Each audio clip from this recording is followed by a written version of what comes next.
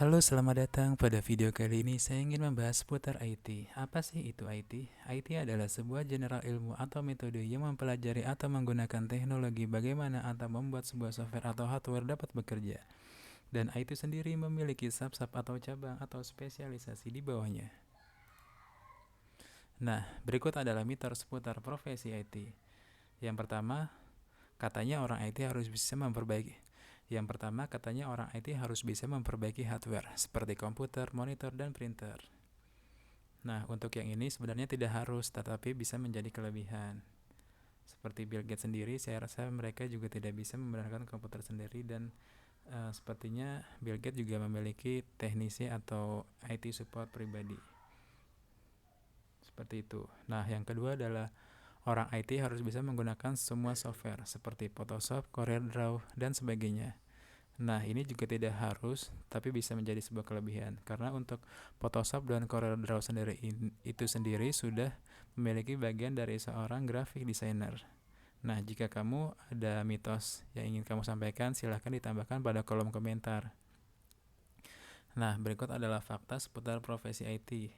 Yang pertama, profesi IT sendiri memiliki sub-sub atau cabang atau spesialisasinya di bawahnya. Nah, yang kedua juga IT itu sendiri ilmunya sangat cepat berkembang. Seperti zaman dulu bisa dibilang hanya ada profesi programmer saja. Nah, untuk sekarang programmer itu sendiri juga sudah dibagi menjadi 3 kelompok. Seperti ada front end developer, ada back end developer, ada juga full stack developer, ada juga graphics developer. Seperti itu. Mungkin untuk lebih lengkapnya kita bisa lanjut pada slide selanjutnya.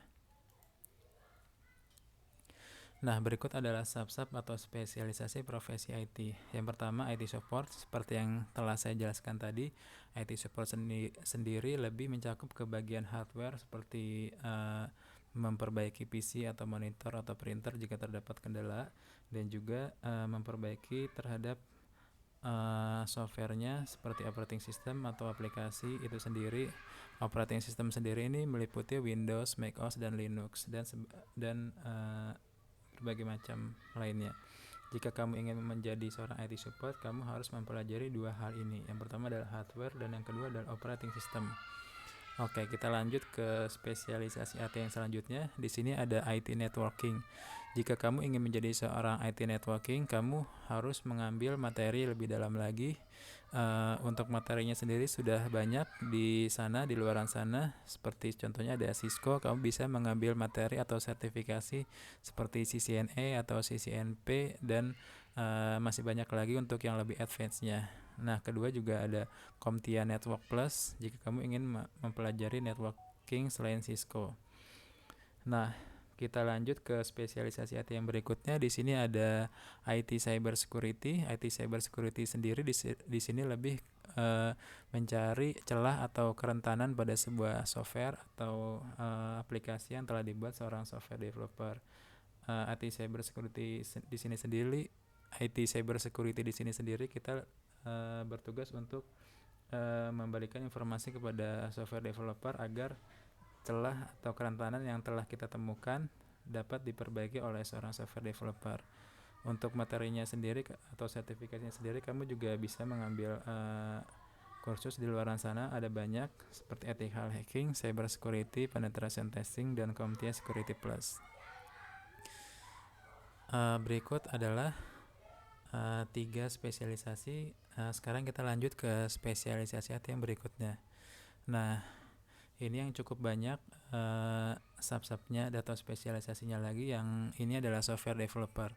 Software developer sendiri di sini juga dibagi ke berbagai macam. Di sini saya sebutkan seperti front end developer, back end developer, full stack developer, dan graphic developer.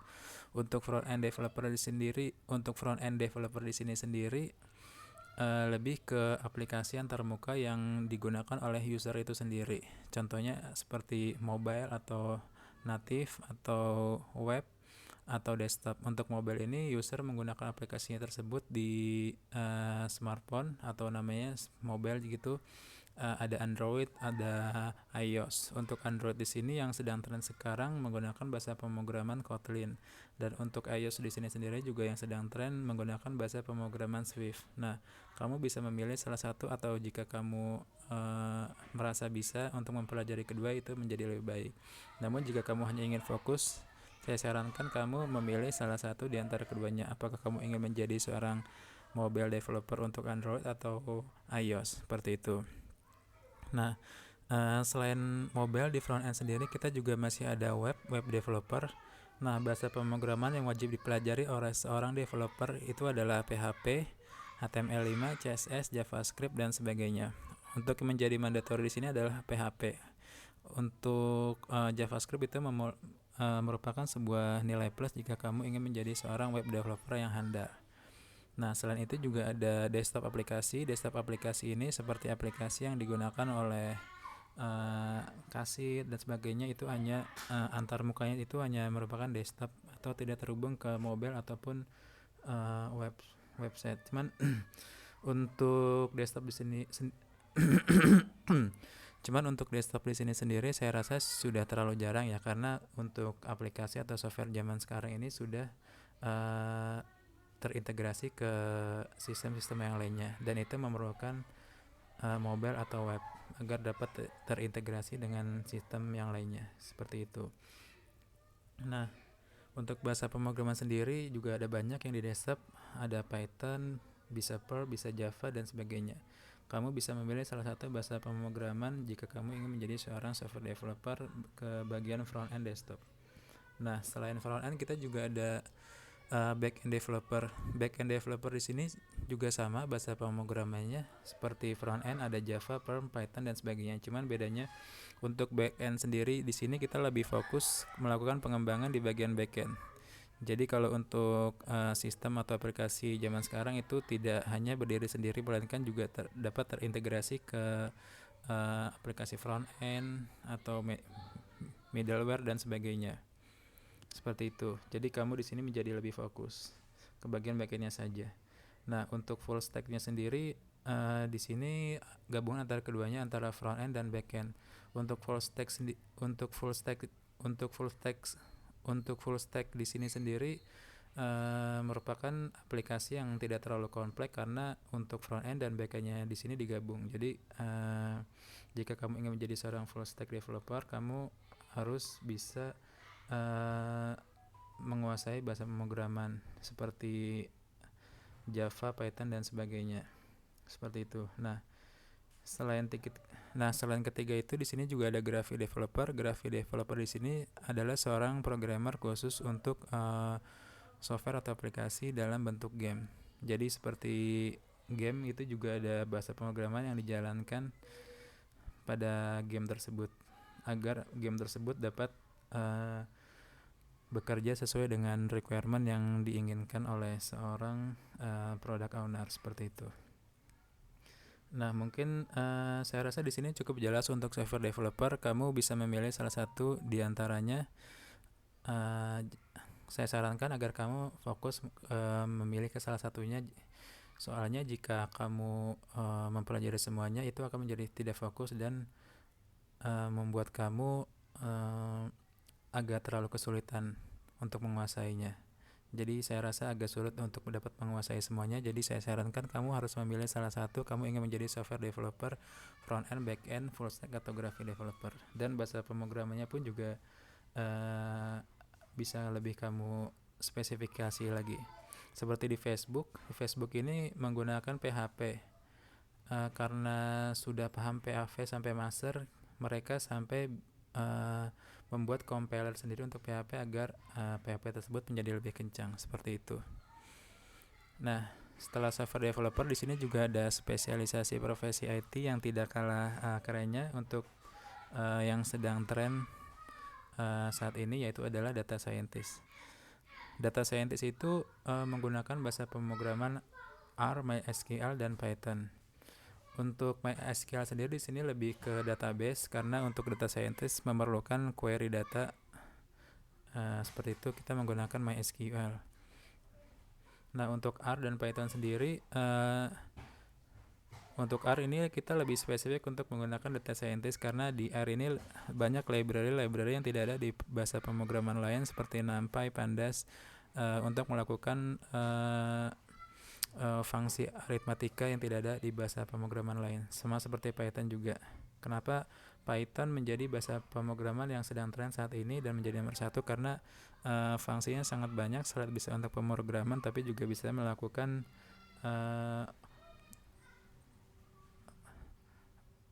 operasi aritmatika seperti itu.